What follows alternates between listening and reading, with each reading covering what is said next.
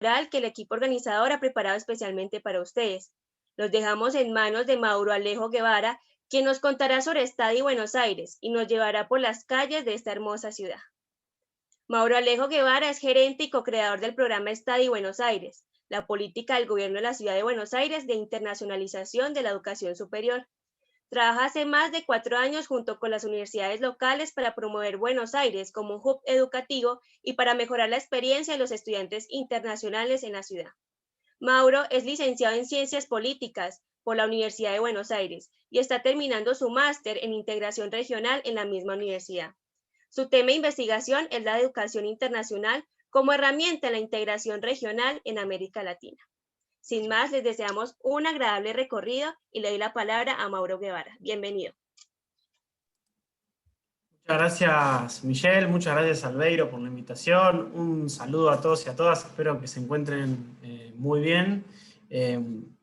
Voy a comenzar compartiendo pantalla para comentarles un poco lo que es Estadi Buenos Aires, lo que venimos haciendo desde la ciudad de Buenos Aires, y cuáles son, digamos, los proyectos en los que estuvimos trabajando en estos meses que nos tocó vivir de pandemia, ¿no?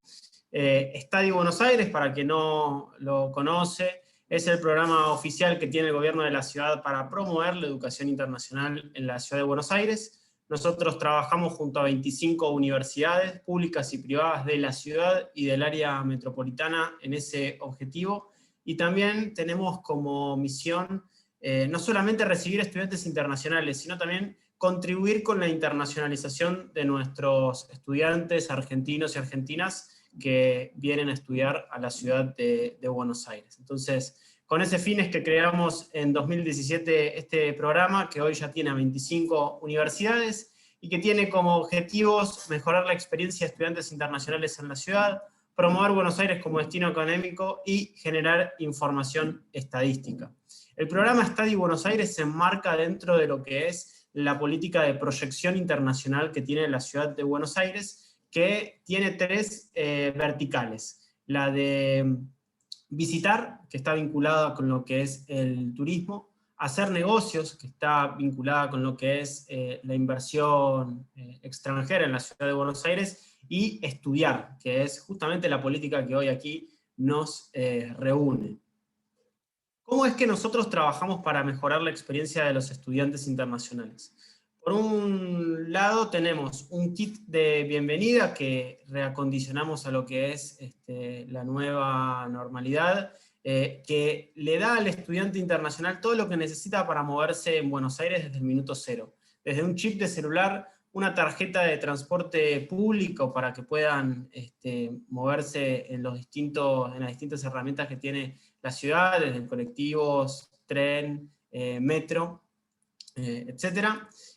Un evento de bienvenida que organizamos año tras año con la colaboración de las universidades que trabajan con nosotros, que es un evento que reúne y que junta estudiantes internacionales con estudiantes argentinos, un montón de actividades para que en definitiva son excusas para que puedan conocerse entre sí, y actividades gratuitas que también ofrecemos y les acercamos para que puedan conocer la ciudad de Buenos Aires y también para que puedan relacionarse con sus pares. O sea, creemos que la integración es importante que se dé, ¿no?, a partir de crear y generar y promover este tipo de espacios que vinculen estudiantes de todas partes del mundo.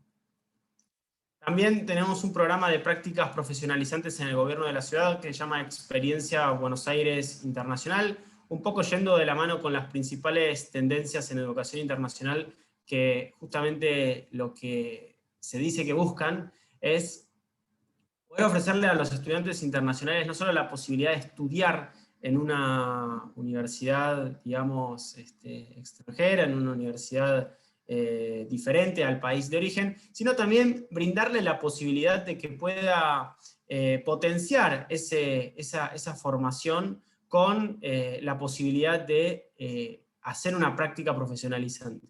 Nosotros tomamos 20 estudiantes por año en lo que es Experiencia Buenos Aires Internacional y los distribuimos por distintas áreas de gobierno para que quienes tengan vocación por la política pública puedan saber y puedan, digamos, aprender de nosotros al mismo tiempo que nosotros aprendemos de ellos y de ellas.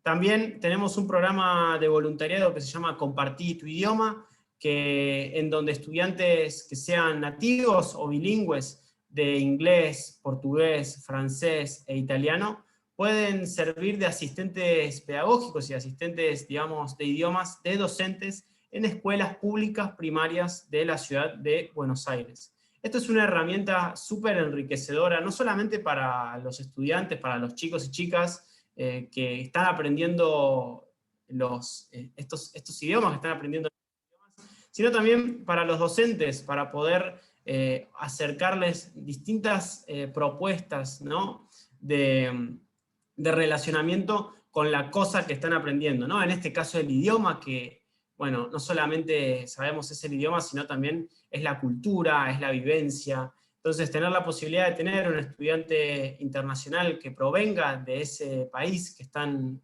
estudiando, de ese idioma que están estudiando, es algo sumamente enriquecedor para nuestros chicos y chicas, más chicos y chicas, justamente. También, y a raíz, digamos, de todo este contexto, nosotros creemos que lo más importante para ofrecerles a los estudiantes en este contexto de incertidumbre es certezas. Entonces, es por eso que desde el gobierno de la ciudad nos estamos preparando para ofrecerle a quienes nos visiten pronto una guía de pautas en cómo va a ser el camino del estudiante en esta nueva normalidad. Cuáles son, digamos, las restricciones que tienen que tener en cuenta, qué cuestiones son obligatorias, qué no, toda la información, digamos, útil, a quién recurrir, o sea, toda esa información nosotros la tenemos de manera sistematizada y de manera clara y accesible en nuestra página web, study.buenosaires.gov.ar, para que quienes vengan a la ciudad de Buenos Aires se encuentren justamente con toda la información para transitar esta nueva normalidad. También estuvimos y estamos trabajando junto a las universidades en la elaboración de los protocolos de aperturas. Sabemos que esta pandemia nos trajo, ¿no?, un montón de aprendizajes, entre ellos lo que es la virtualidad, pero que también es importante la presencialidad. Y es por eso que estamos trabajando junto a las universidades en que los protocolos de apertura sean lo más seguros posibles, para que quienes vengan a la ciudad de Buenos Aires se sientan justamente resguardados y resguardadas. Nosotros trabajamos fuerte lo que es la promoción de Buenos Aires como destino académico. Buenos Aires, la educación internacional en Buenos Aires es sumamente importante. En 2019 contribuyó con el 1% del Producto Bruto Geográfico de la ciudad de Buenos Aires. Son aproximadamente 300 millones de dólares que dejaron en conceptos de ingresos, ya sea por aranceles universitarios, ya sea por gastos de los propios estudiantes o visitas de familiares amigos. Son 300 millones de dólares que dejaron netos en la ciudad de Buenos Aires, lo más de 86.000 estudiantes internacionales que tuvimos en la ciudad. La mayoría de los estudiantes, el 85%, proviene de países de Sudamérica, principalmente de Brasil, de Colombia, de Ecuador, de Perú y de Bolivia. Varían en función del tipo de estudiante, si es un estudiante de grado, es un estudiante de posgrado, es un estudiante de intercambio, etc. Pero los principales estudiantes que vienen a Buenos Aires son estudiantes de la región. Entonces, nuestro compromiso para justamente poder acercarles a ustedes, universidades, y a los estudiantes que están interesados en internacionalizar sus estudios, toda la oferta que tiene Buenos Aires para estudiar. Y a través de ello es que en nuestro sitio web condensamos toda la oferta de las universidades en un buscador súper potente que les permite saber y filtrar a quienes deseen el tipo de estudio que quieren realizar, el área de conocimiento, la universidad, etc. Toda esa información se encuentra en nuestro sitio web y lo que permite también es vincularlos y vincularlas con las instituciones de educación superior que deseen, en la que deseen cursar o de la que deseen obtener más información. También nosotros trabajamos lo que es la participación en ferias y en el posicionamiento institucional, principalmente ferias como NAPSAS, ferias como EAIE, pero también ferias de reclutamientos de estudiantes, como son las ferias de BMI que tienen en Brasil, que tienen en Colombia, en Chile y en México. Buenos Aires fue y es, digamos, la mejor ciudad para estudiar, de acuerdo al ranking QS, el último ranking QS que salió en 2019, y una de las 3 mejores ciudades de Iberoamérica, de acuerdo al mismo ranking.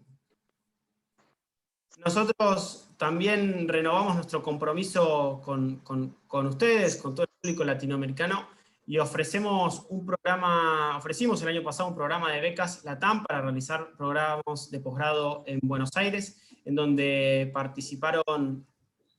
tuvimos una inscripción bastante alta de más de 1.200 personas en 2 meses. Participaron 14 universidades, se seleccionaron a 25 estudiantes de más de 9 países distintos de la región para cursar estudios de posgrado acá en Buenos Aires, y este año esperamos en agosto volver a lanzar la convocatoria para el 2022. Esperamos que ya la próxima convocatoria permita realizar actividades presenciales y les permita venir a los y las estudiantes que queden seleccionados y seleccionadas. También, como parte de nuestra misión y de nuestra promoción, nosotros realizamos webinars internacionales para cada país, en conjunto con las embajadas argentinas en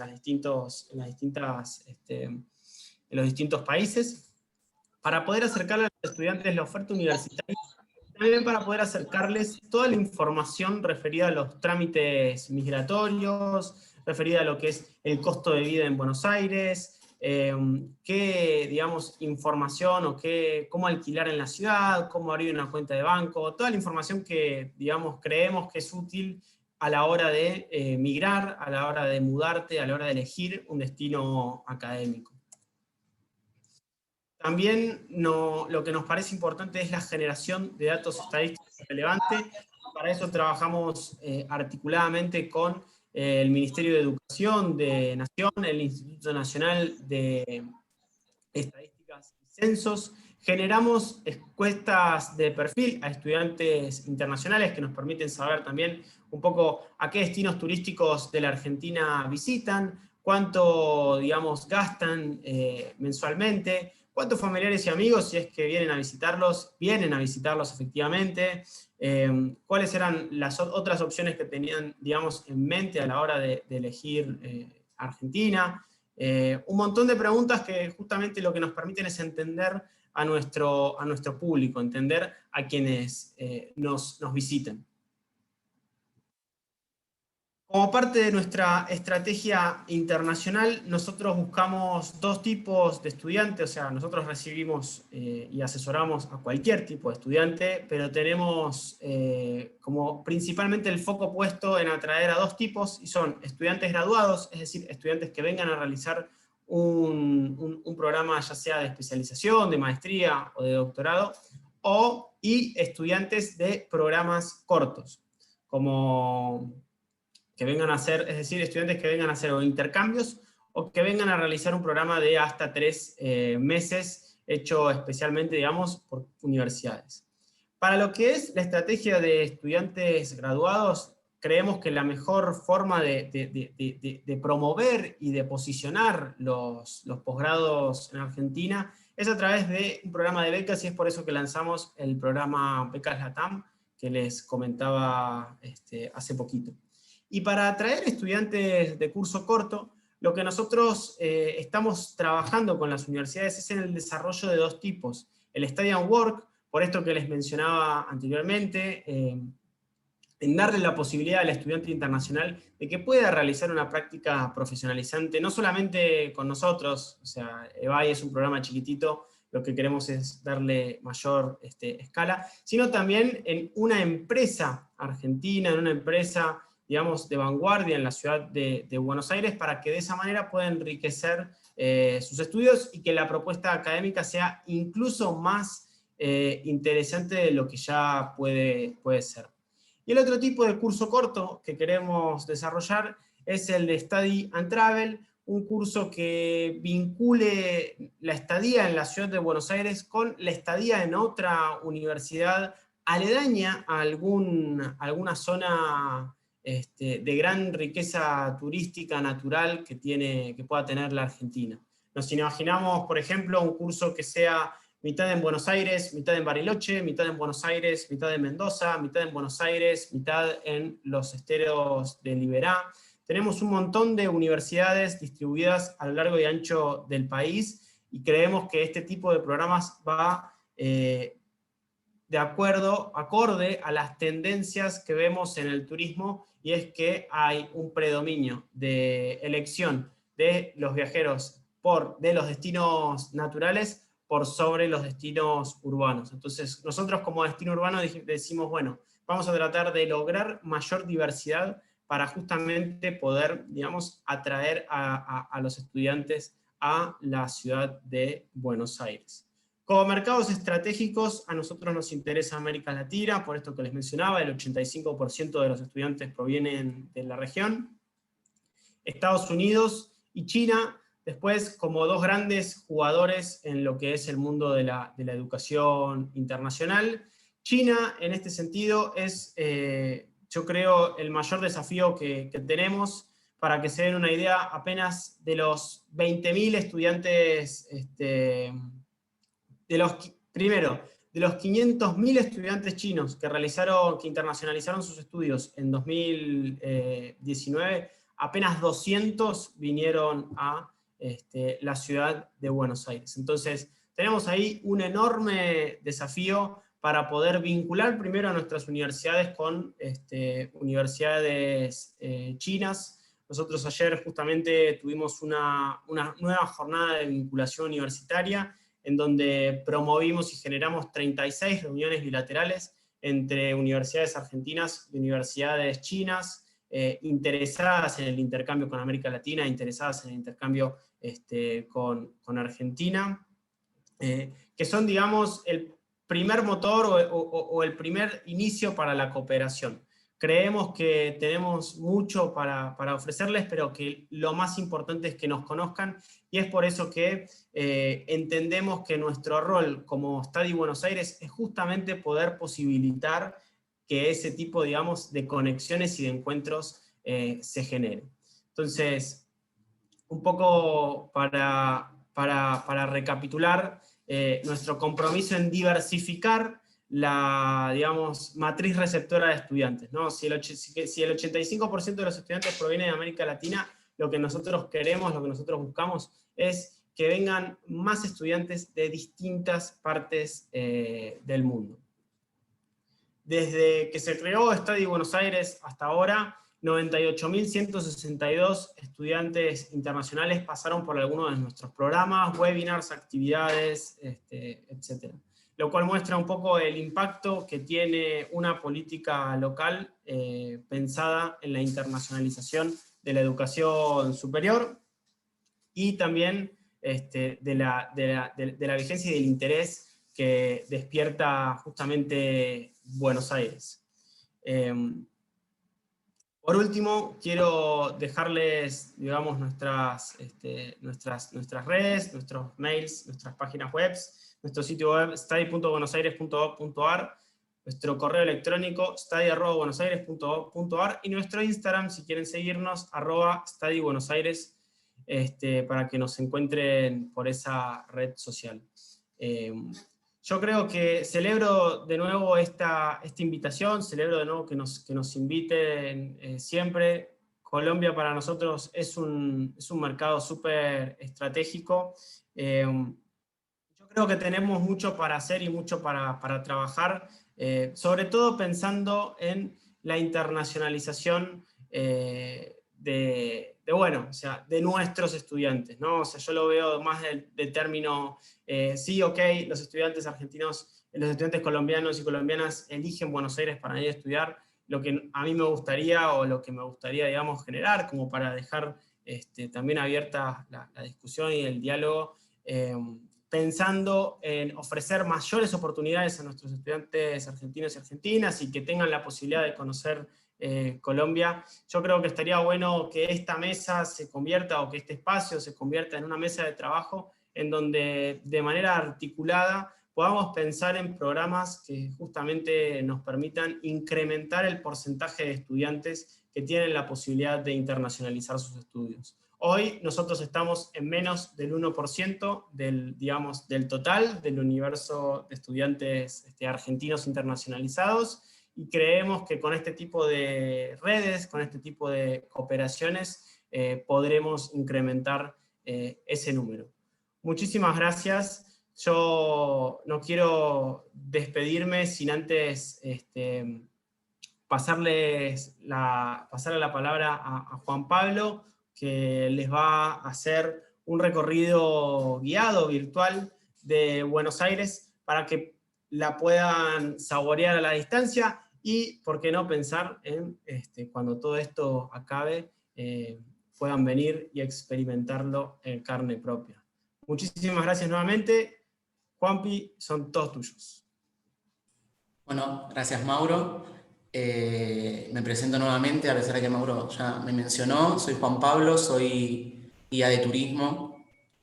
En los últimos años trabajé como guía en la ciudad de Buenos Aires y pre-pandemia realicé varias visitas para Mauro y el grupo de Study en esta área que él contaba que se relaciona con actividades, pre-pandemia, actividades alrededor de la ciudad de Buenos Aires, presenciales, para mejorar la experiencia de los estudiantes y a su vez, obviamente, que puedan conocer un poco más a fondo la ciudad en la que por un tiempo iban a estar habitando. Ahora en pandemia, cambiando la modalidad, tratamos de seguir haciendo estas actividades de manera virtual, así que la idea es hacer una mini visita, imaginando que estamos en Buenos Aires, de los lugares más importantes, de los atractivos, imperdibles que tiene la ciudad de Buenos Aires, en una velocidad bastante acelerada de 40 minutos, media hora, pero bueno, imaginando que estamos conociendo la ciudad y que bueno, ustedes también tengan un primer vistazo, como dijo Mauro, si en un futuro tienen la oportunidad de venir a Buenos Aires. Así que voy a compartir pantalla, así iniciamos.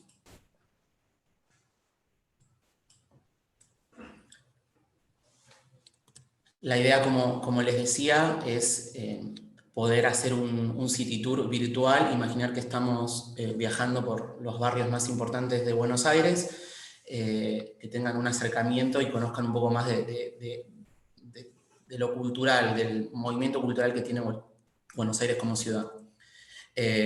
Para ubicarnos, obviamente, en Argentina, tenemos un mapa acá de los 48 barrios que conforman la ciudad de Buenos Aires, y lo que uno visita generalmente cuando hace una visita guiada, cuando quiere conocer los imperdibles de Buenos Aires, son estos barrios que acá tenemos en rojo. No es tan importante los nombres en sí o que los recuerden, pero bueno, estos son los 8 o 6 barrios más turísticos de Buenos Aires, que corresponden al área histórica de Buenos Aires, y lo que conocemos como centro histórico, microcentro, la City porteña, por la cantidad de bancos y oficinas y ministerios que hay, son estos dos barrios que son generalmente, cuando uno ve el noticiero, cuando ve el periódico y demás, las manifestaciones de los últimos años del movimiento feminista, por ejemplo, o en la década del 70, las Madres de Plaza de Mayo, todas generalmente ocurren en esta zona. Se ve el Río de la Plata justamente de fondo, y bueno, como toda ciudad latinoamericana tiene su plaza mayor, en este caso es la Plaza de Mayo, con su casa de gobierno, nosotros la conocemos como la Casa Rosada, la Catedral, y aquí se ve la Torre del Cabildo. Como les decía, fue una ciudad, una colonia española, así que van a poder encontrar los mismos edificios o la misma fisonomía que tiene cualquier ciudad que alguna vez fue una ciudad colonial española. Inclusive en el mapa de lo que era la Plaza de Mayo, ¿sí? Esto es el mapa de su fundación. Vemos cómo era la mítica Buenos Aires de 1580 cuando se funda, y tenemos el fuerte, donde está la Casa Rosada o Casa de Gobierno hoy en día, la Catedral, ¿sí? Y el Cabildo. Este es un mapa de Buenos Aires, pero es un mapa casi idéntico a cualquier ciudad de Latinoamérica, ¿sí? México, Lima, Santiago de Chile, y bueno, Buenos Aires en este caso. Y esa Plaza de Mayo, en 1580, era así. Esta es una pintura representando cómo fue la fundación de Buenos Aires en 1580, y por muchos años, no por pocos, hoy tenemos a Buenos Aires considerada como la París de Sudamérica, una ciudad sumamente francesa, con edificios académicos, bancos, ministerios, el Congreso, el Poder Judicial, la Casa de Gobierno, con una mega construcción de estilo francés. Buenos Aires por muchos años, por muchos siglos, fue un pequeño pueblo construido nada más que con barro o adobe, y esta era la fisonomía que tenía Buenos Aires. Sí, muy distinto a lo que uno piensa cuando piensa en ciudades coloniales como México, como Lima. Buenos Aires estaba muy lejos de ser ese tipo de ciudades. Y sorprende una vez que uno visita Buenos Aires, la ciudad de Buenos Aires, pensar que Buenos Aires, hasta el 1800 inclusive, fue muy parecido a esto, a estas casas de barro de una sola planta.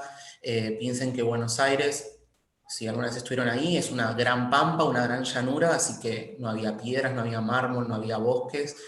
Pero para hacerlo un poco más entretenido, voy a ir mostrándoles un video mientras yo voy contándoles lo que estamos viendo, como si estuviéramos caminando por Buenos Aires. Vamos a adelantarlo un poco, si vemos más rápido. Esto es lo que tenemos de Buenos Aires hoy en día, si caminamos por Plaza de Mayo, este centro histórico. Este edificio es la Casa Rosada, como lo conocemos, la Casa de Gobierno, o Casa Presidencial, donde tiene sede el Poder Ejecutivo, ¿sí? El presidente de la Nación trabaja ahí, que era, como les contaba, el fuerte de la ciudad.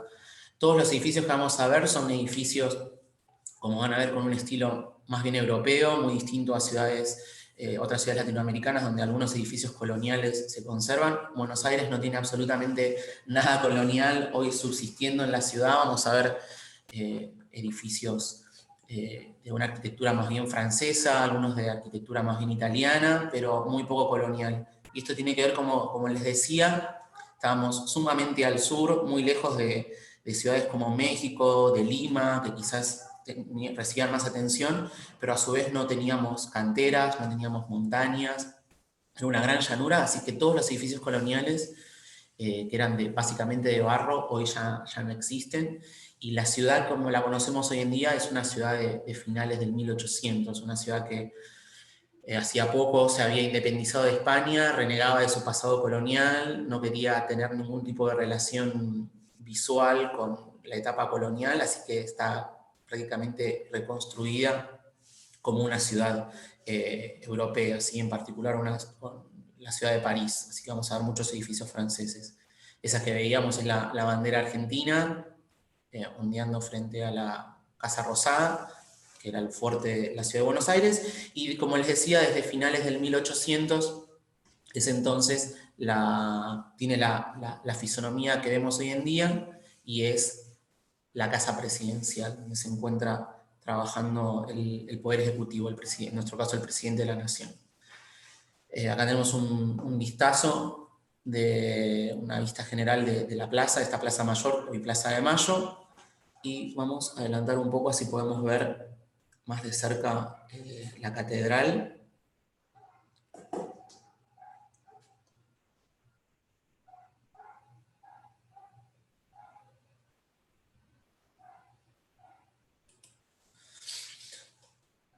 Un poquito más.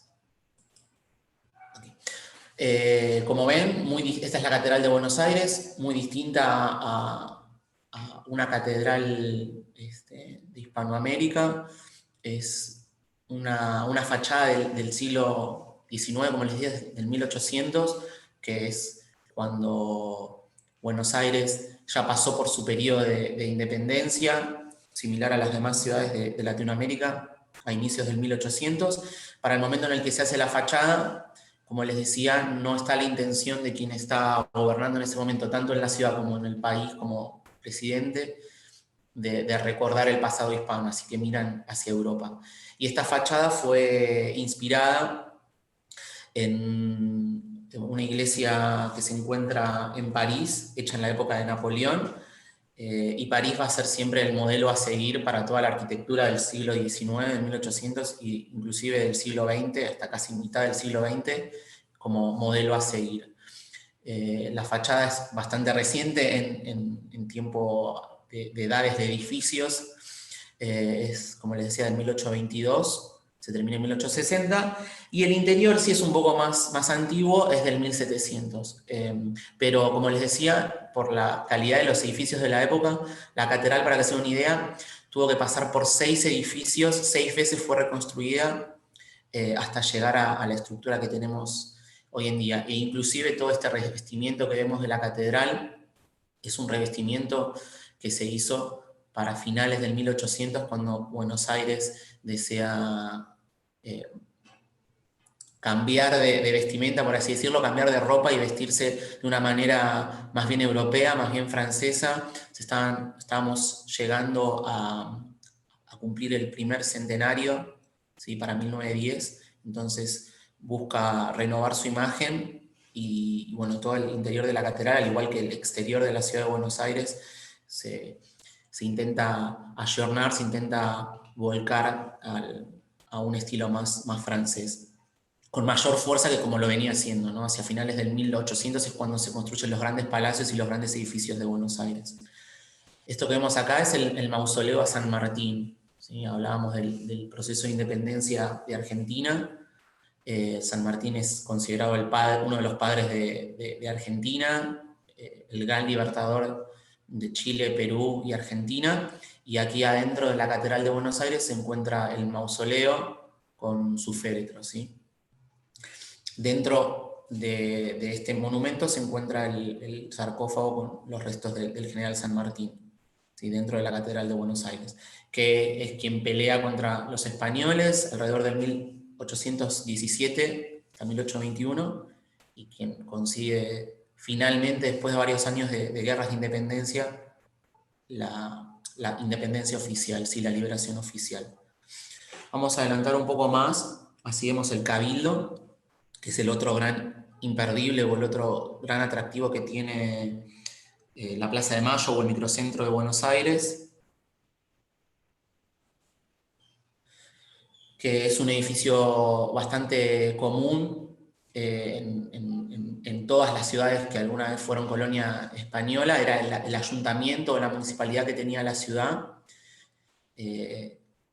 Y para que se den una idea, este cabildo, me van a decir, Juan Pablo, nos dijiste que no había ningún tipo de edificio colonial en Buenos Aires. Es una reconstrucción de 1940, un momento en el que se empieza a repensar nuevamente la arquitectura de Buenos Aires y se intenta hacer una amistad, amigarse nuevamente con ese pasado hispano. Como ven, la cantidad de grafitis que tiene es una muestra de lo que les decía, de lo que representa la Plaza de Mayo para la ciudad y para el país. Es el punto donde cualquier tipo de marcha, cualquier tipo de manifestación, protesta, huelga, va a tener punto de encuentro, ya que a través de la Avenida de Mayo se conecta la Plaza de Mayo con el Congreso, así que ya sea en el Congreso o en la Casa de Gobierno, en la Casa Presidencial, siempre la Plaza de Mayo en algún momento, ya sea al inicio de la marcha o al final, va a recibir una gran cantidad de gente, así que las paredes del Cabildo o de la Catedral o de cualquier edificio siempre vamos a ver que tiene pancartas, carteles, grafitis. Es realmente como el escenario donde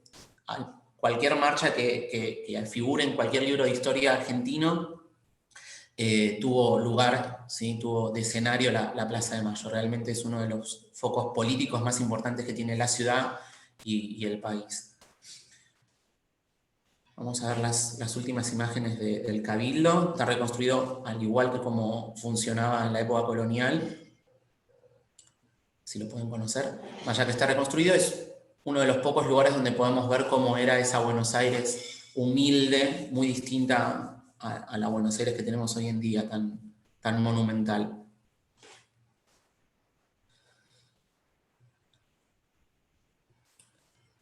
Vamos a pasar de diapositiva. Esto entonces fue, como les decía, los barrios de San Nicolás y Montserrat, que son el microcentro o el centro histórico de Buenos Aires, para irnos ahora en un bus imaginario hacia el sur, San Telmo y La Boca, que quizás no tienen construcciones coloniales, pero tienen esta cuadrícula tan estrecha, tan angosta, calles adoquinadas, casas entre medianeras. Todas estas casas en su interior, si algún día tienen la posibilidad de visitar Buenos Aires, tienen esta fisonomía, ¿sí? Son casas muy angostas. Nosotros a estas casas las conocemos como casas chorizo, ¿sí? Que son casas muy largas y angostas con patios en el centro, que antes de que Buenos Aires se volviera tan monumental, franceses en esta zona de San Telmo, de la zona sur de Buenos Aires, alojaban a las familias más aristocráticas de Buenos Aires, ¿sí? Más allá de que no es un estilo colonial, sigue siendo un estilo bastante humilde, todavía no había arrancado el momento de esplendor de la Argentina como exportadora de carnes, de la Argentina como exportadora de granos, granero del mundo, así que eran construcciones bastante, más allá que eran de la aristocracia, bastante sencillas, y que para finales del siglo XIX, cuando la Argentina comienza a crecer y recibe una gran oleada inmigratoria, van a recibir estas grandes antiguas, lo que fueron mansiones en un momento, para finales del siglo XIX, cuando empieza a llegar la inmigración, estas casas chorizo empiezan a recibir a los inmigrantes, ¿sí? Lo que eran habitaciones pasan a ser la casa completa de una familia, ¿sí? Así que uno tiene que imaginar que en una casa donde antes vivía quizás una única familia, pasan a vivir 30, 40 familias hacinadas en estas casas chorizos, en estas antiguas residencias de San Telmo, durante todos finales del siglo XIX, que al fin y al cabo eran justamente la mano de obra de esta gran Argentina de finales del 1800 y que hacía prosperar y ser el gran país que desde afuera se veía como la París de Sudamérica. Y lo mismo pasaba con La Boca, ¿sí? Un poco más al sur todavía tenemos el barrio de La Boca, que era donde este gran río que vemos acá, es nosotros lo conocemos como el Riachuelo, es el límite de la ciudad de Buenos Aires. Hacia el otro lado del río, cruzándolo, ya es la provincia de Buenos Aires, y en este lugar es donde Buenos Aires tuvo por primera vez su puerto. Vamos a hacer nuevamente lo mismo, vamos a poner un video, así pueden ir viendo mientras yo les voy contando. Si en San Telmo, como veíamos, había casonas que en algún momento habían pertenecido a la aristocracia de Buenos Aires, La Boca lo que tiene es que, bueno, al encontrarse al lado del puerto, de lo que alguna vez fue el puerto de Buenos Aires, todos los inmigrantes que venían de Buenos Aires iban a pasar en algún momento por acá, por el puerto de La Boca, y en La Boca La Boca se identifica, esta calle que estamos caminando ahora es Caminito, conocida como la calle más colorida de Buenos Aires. Estos inmigrantes que no se movían de La Boca, sino que se quedaban en la zona del puerto, eran italianos, sobre todo italianos genoveses. Así que ya desde el momento cero en el que este barrio empieza a crecer, ya desde sus inicios tiene una vibra, una característica como muy alegre, típico de los pueblos italianos, muy alegre, muy festiva, con tradiciones, con costumbres más bien relacionadas a lo público, a lo colectivo en la calle, a los festivales, a hacer representaciones o representaciones teatrales en la calle, y es lo que vemos justamente hoy en día en La Boca. ¿Sí? Es uno de los, a pesar de haber sido y ser uno de los barrios más humildes de la ciudad, es uno de los barrios más festivos, más alegres, como vemos en las paredes, colores vibrantes, y esto se debe entonces a estos inmigrantes que venían a finales del siglo XIX a trabajar en esta nueva Argentina próspera, pero los italianos en particular son los que se asientan acá, muy cerquita del puerto, y los que van a trabajar al puerto. Si las casas chorizos que veíamos en San Telmo en algún momento fueron casas aristocráticas, acá en La Boca siempre fue un barrio de trabajadores, de trabajadores portuarios, italianos, inmigrantes, que sus casas las construían con los mismos desperdicios, con los mismos materiales que descartaba el puerto. Vamos ahora a ingresar a un conventillo histórico, y es una galería, pero vamos a ver que los materiales con los que estos italianos construían estas casas eran chapa acanalada, restos de madera, de columnas de madera o de columnas de hierro que el mismo puerto iba descartando. Pero muy acorde a, como yo les decía, este espíritu festivo igual se iba tapando, se iba a modo de máscara cubriendo con diferentes pinturas de colores que lo hacían un poco más alegre. Pero sí la misma lógica, casas muy angostas, muy pequeñas, en donde de manera muy precaria vivían 20, 30 familias y lo único que poseían era un cuarto dentro de esas casas chorizo, como nosotros le llamamos, casas angostas, largas, con patios intermedios, y se compartía, obviamente, el patio, ¿sí? Muy similar a lo que sería una vecindad. Se compartía el patio, el baño y las cocinas, y la familia solo poseía un cuarto que ni siquiera era propio, sino que alquilaban. Y lo que tiene la Boca, que inclusive hoy en día estos conventillos, bueno, estamos viendo en este caso una galería, ¿no? Es la zona de Caminito, la zona del puerto, es una zona turística, pero si nos ingresamos más al interior del barrio de la Boca, más cercano a donde se encuentra la Bombonera, sigue funcionando como un tipo de vivienda. Los conventillos siguen siendo una vivienda en donde familias que quizás no tienen la posibilidad de alquilar una vivienda, un monoambiente, un departamento, alquilan una habitación dentro de estos conventillos. Vamos a ver unas imágenes más de esto dentro de este conventillo, para que puedan hacerse una idea de cómo es.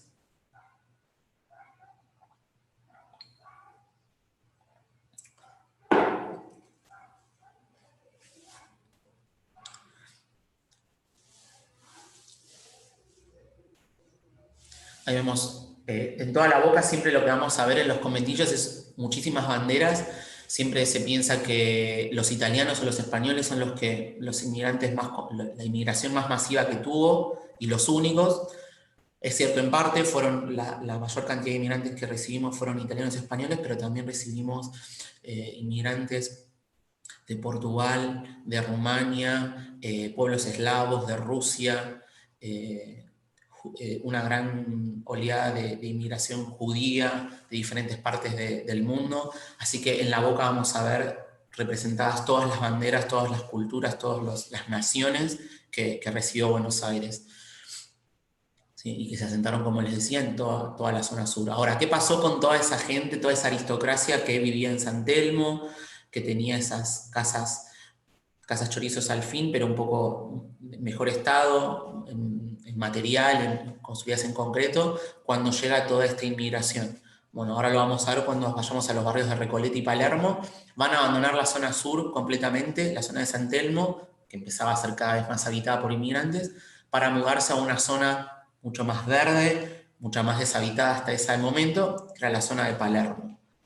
Antes de irnos para la zona norte de la ciudad, para irnos a la zona de Recoleta y los bosques de Palermo, vamos a mostrarles otro de los hitos que tiene el barrio de La Boca, y que es un emblema en general para toda la ciudad, no solo del barrio de La Boca, que es la Bombonera, ¿sí? El estadio de Boca Juniors. Otra particularidad que tiene el barrio de La Boca es que no solo vio nacer el club Boca Juniors, ahí tenemos el escudo de Boca Juniors, sino que también vio nacer en La Boca a su rival, ¿sí? a River Plate. Los dos equipos nacieron en el barrio de La Boca. La historia hizo que con el paso del tiempo el estadio de River fuera hacia esta zona norte que yo les decía, hacia la zona más cercana a Palermo, está en el barrio de Belgrano, pero muy cerquita de Palermo, y que son los dos equipos que se reparten la mayoría de los hinchas del país. Se discuten entre ellos quién tiene la mayor cantidad de hinchas y que, bueno, forman lo que nosotros llamamos el superclásico del fútbol. Pero los dos nacieron acá a orillas del que fue el primitivo puerto de Buenos Aires, en el barrio de La Boca. Este estadio, pueden preguntarse por qué es que se llama La Bombonera, si no es el nombre oficial, pero tiene que ver con la manera en la que fue construido. Fíjense que está inmerso en el medio del barrio de La Boca, son paredes sumamente verticales. Fíjense que las gradas donde se asientan las bancas de las plateas casi ni tienen inclinación. Eso es porque está metido en el centro de la ciudad de Buenos Aires, del barrio de La Boca, perdón, y cuando se hace su construcción en la década del 30, la única solución que tienen es construir paredes, fíjense ustedes, acá se ve aún mucho mejor, sumamente verticales,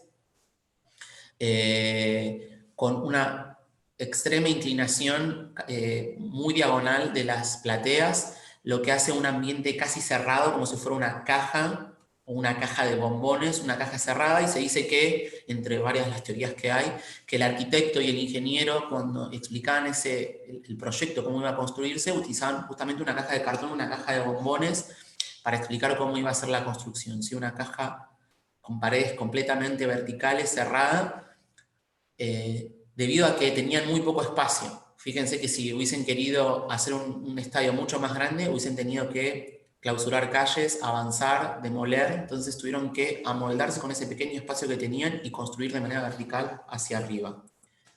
Esto que estamos viendo acá ya son el barrio propiamente dicho, no tan turístico de La Boca, pero bueno, que se llena de gente cada vez y colapsa de cierta manera cada vez que hay un superclásico, un Boca River, en el barrio de La Boca, ¿sí? En el estadio Boca Juniors. Las últimas imágenes de la Bombonera.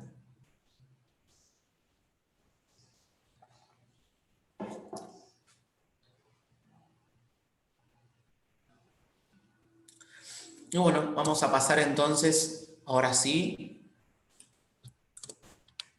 Dejamos San Telmo, como les decía, La Boca, la zona del puerto, el límite de la ciudad, el límite sur, para irnos, perdón, ahora hacia el norte, la zona de Palermo y Recoleta, la zona que cuando comienza a llegar esta inmigración a finales de 1800, todas las familias más aristocráticas de Buenos Aires es hacia donde se mueven. E inclusive hasta el día de hoy esta división sigue existiendo. La zona norte es una zona más relacionada con los grandes parques y las grandes plazas que tiene la ciudad de Buenos Aires. Estos son los bosques de Palermo o el Parque 3 de Febrero, nombre oficial. El planetario es lo que estamos viendo abajo a la izquierda, pero bueno, es el gran pulmón verde de Buenos Aires, es donde se encuentran las grandes plazas, los grandes monumentos, los grandes palacios franceses, donde se encuentran las embajadas. ¿Sí? Esta es Avenida Alvear, una de las avenidas más conocidas en esta zona, en la zona de Recoleta, donde se encuentran las embajadas y los consulados. Todas estas grandes construcciones en estilo academicista francés se encuentran en esta zona, y son estas familias, nosotros las llamamos terratenientes, que eran básicamente los que tenían tierra, los que tenían las tierras donde se criaban las cabezas de ganado que exportábamos al mundo, o las tierras donde se producía el grano que exportábamos. En Buenos Aires, donde pasaban algunos meses, construían residencias similares a las residencias que ellos veían cuando veraneaban o viajaban en la temporada de verano por Europa. Y fueron haciendo un gran catálogo de edificios franceses en toda la zona norte de la ciudad de Buenos Aires. La zona de Recoleta también es la zona de facultades y museos, es el barrio donde más facultades la Universidad de Buenos Aires tiene. Esta es la Facultad de Derecho, pero se encuentra también la Facultad de Medicina, la Facultad de Odontología, de Ciencias Sociales, los grandes museos como el Museo de Bellas Artes. Es la zona más cultural, de mayor cantidad de parques, más verde que tiene la ciudad de Buenos Aires, y un poco mucho más moderna que la zona sur que veíamos, que estaba más relacionada con la zona laboral, más relacionada con la inmigración, con el tango quizás, con el fútbol que tiene la ciudad de Buenos Aires. Vamos a ver un pequeño video mientras les sigo contando de Abuelo de Pájaro, desde arriba de este barrio, ¿sí? Vamos a ver mejor expresado esto que les decía de pulmón verde. Esta es la Biblioteca Nacional, también se encuentra en la ciudad en el barrio de Recoleta. Son todos parques que se hicieron en esta misma época, ¿sí? Siempre que hablamos de las grandes construcciones o las grandes parques de Buenos Aires, es siempre la misma época, finales del 1800, como si fueran parques franceses, se fueron abriendo en esta época. Y uno de los... Buenos Aires tiene muchísimas particularidades, ya algunas les fui mencionando. Hoy es una ciudad con una fachada, una cara muy distinta a lo que era una ciudad humilde, y hoy es una ciudad con arquitectura más bien francesa. Pero otra de las particularidades que tiene es que uno de los hitos o los lugares más conocidos y más visitados que tiene no es un museo, no es el Obelisco, no es la Plaza de Mayo, sino que es un cementerio, ¿sí? El cementerio de Recoleta. Que se encuentra justamente en el centro de la ciudad de Buenos Aires, no se encuentra ni en la periferia ni fuera de la ciudad, y nosotros y los turistas que vienen a la ciudad de Buenos Aires lo consideran un museo a cielo abierto, ¿sí? Uno, lejos de verlo como un lugar triste relacionado con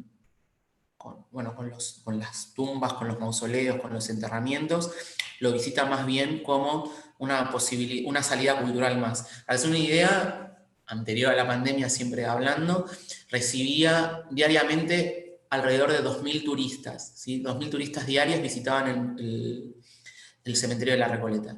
¿Por qué? Porque es una pequeña escala, un catálogo a cielo abierto de arquitectura. Cada bóveda es un pequeño edificio, un catálogo a cielo abierto de esculturas, de vitrós, de grabados. Así que es una visita obligada del barrio de Recoleta, pero de la ciudad de Buenos Aires, ¿sí? Varios de los sepulcros que se encuentran acá son Monumento Histórico Nacional.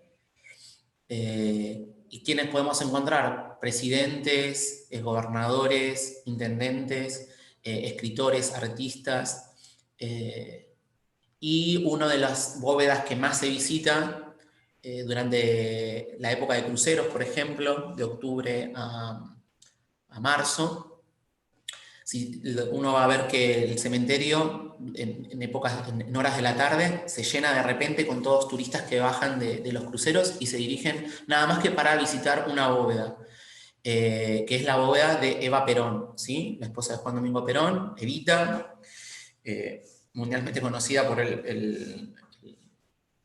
la película protagonizada por Madonna y su canción No llores por mí, Argentina. La bóveda se encuentra acá en el cementerio de la Recoleta. Y llama la atención porque, lejos de ser una bóveda como todas las que estamos viendo acá, con esculturas y demás, es una bóveda sumamente sencilla que perteneció justamente a su familia y allí fue enterrada. Vamos a acercarnos así la pueden ver, a esa bóveda. Pero bueno, no tiene carteles el cementerio, obviamente porque sigue teniendo su función, hasta el día de hoy sigue recibiendo enterramientos. Sería algo muy molesto poner carteles turísticos dentro, pero es fácil de encontrarla porque siempre vamos a ver, justamente estamos llegando, siempre hay cola, siempre hay gente formándose para sacarle fotos, para dejarle, si son argentinos, para dejarle alguna carta, para dejarle flores en aniversarios de nacimiento y fallecimiento, alguna carta, alguna dedicatoria. Y como ven, es una simple bóveda oscura en granito negro que recibe, como les decía, todo el tiempo turistas que vienen a verla, ¿sí?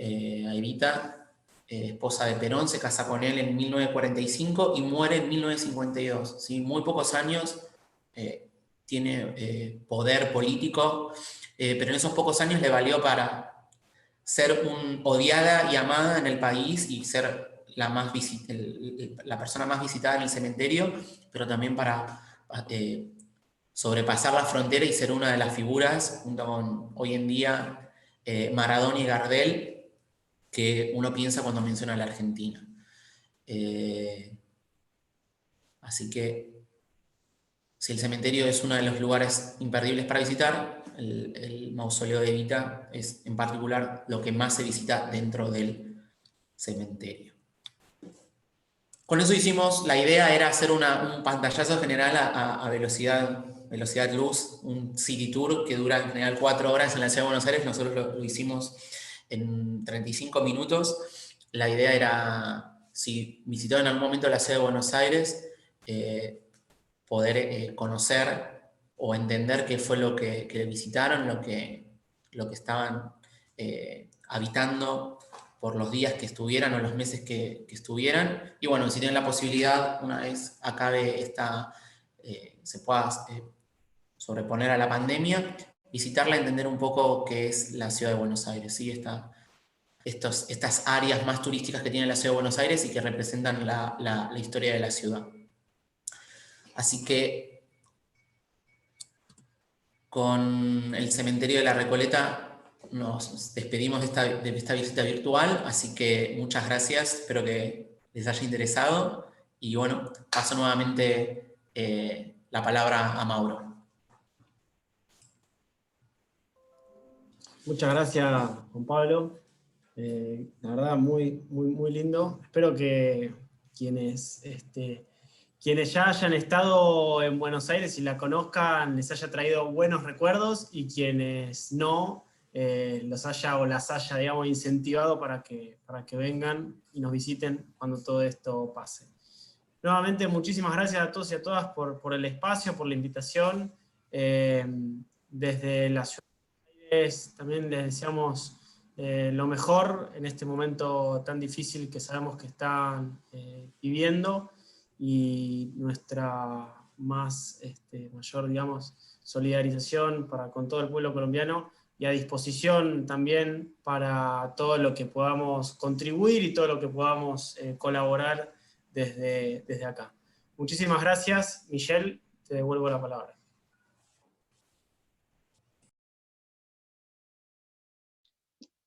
Agradecemos a Juan Pablo, a Mauro por tan excelente recorrido. Agradecemos a todos los asistentes por la participación el día de hoy y les deseamos un excelente día. Hasta pronto.